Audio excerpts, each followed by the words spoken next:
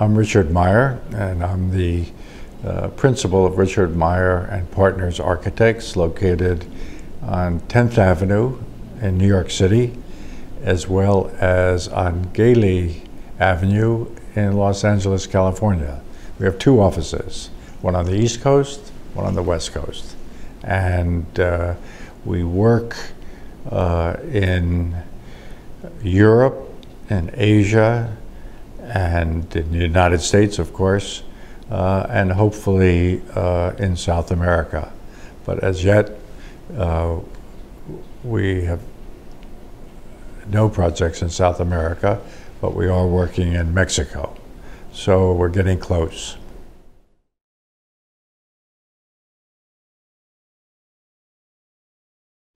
Architecture is the making of space. It's space that we move through, that we live in, that we use, that we experience. It doesn't necessarily mean interior space. It could be exterior space. It could be open space. It could be public space. And we try to differentiate between open public space and more closed private space. And in every project, we try to express this the difference between public and private space. And that's an aspect of our architecture. But it's really the making of space and the way that space is illuminated naturally, the way light comes in, the way you see the surroundings around you. That's what architecture is about.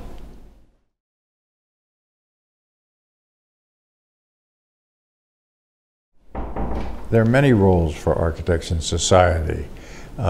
One is in private practice. That's probably the one that most architects, 50% at least, of architects going through architecture school, when they graduate, they want to go into private practice, whether it's working alone, working with friends, working in a larger office, but in a professional environment.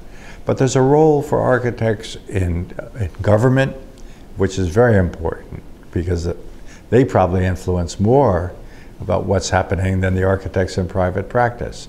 There's a role for architects in education, which is extremely important. Training younger architects, giving them the means by which they can decide what they want to do.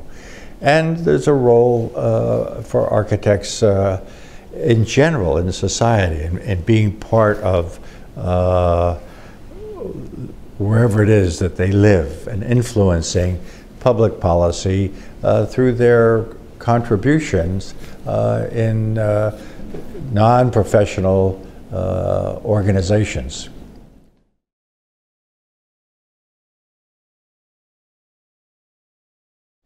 Well, in every project we think about the relationship of what we're doing there to the context, to what's around it, not only the physical context, but the social context, the political context, the historical context of the place. And in looking at that, and in thinking about the project, of course, one aspect of it is the materials that we use. And sometimes it's important to relate to that context by being sympathetic to the materiality that you see all around it. And sometimes it's important to go against it, that the best thing to do is not to mimic the surroundings, but really have a counterpoint to the surroundings.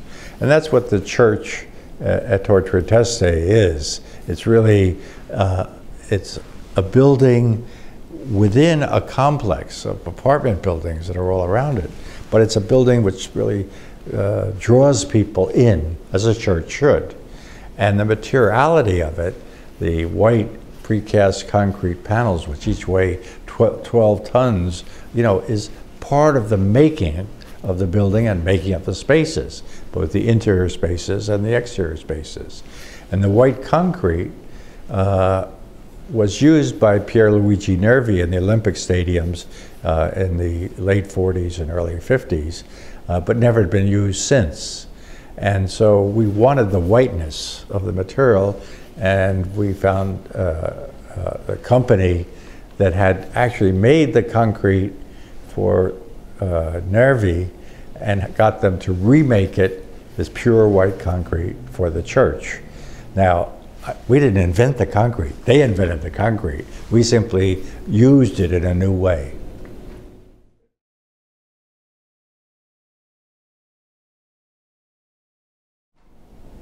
Do we do networking? I don't think we do much networking, but whatever we do, it's really part and parcel of, you know, just what we are here. We like to know what's going on, and we like people to know what we're doing. So if that's networking, then we do that.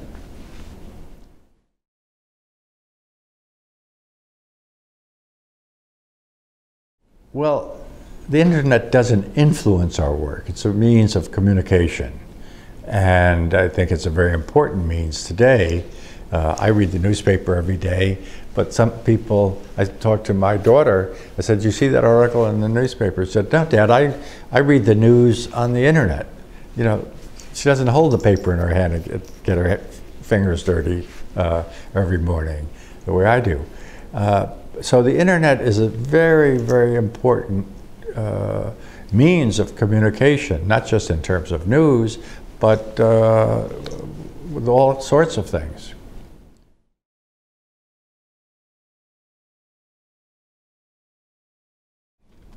I just got a list here of sort of schools of architecture and sort of the ranking of various schools of architecture. And it's very interesting to me to see how in different categories, different schools sort of are rated. And this rating is not by the professors, it's really by the students. And so, for instance, here in communication, Harvard University is #1. I wouldn't have thought so. I would have, and in computer applications, MIT is #1. So it depends on what your interest is, and therefore, you know, you look at the schools not just as, oh, you know, I want to go to MIT or Harvard or Yale, but what is it that you're interested in? Because if you're interested in construction and methods of construction, Cal Poly State University in San Luis Obispo is the best school according to this. So I think you have to focus on your interests. You can't just make a general statement about schools of architecture, whether it's in this country or in South America.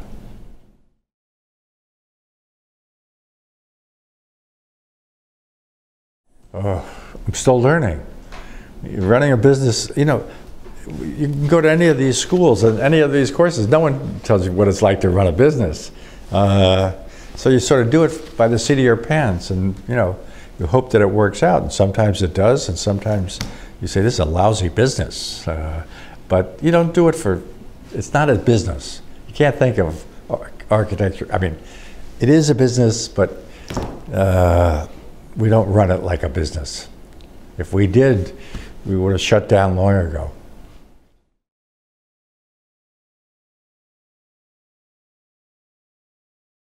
The importance of white is it clarifies the architectural ideas.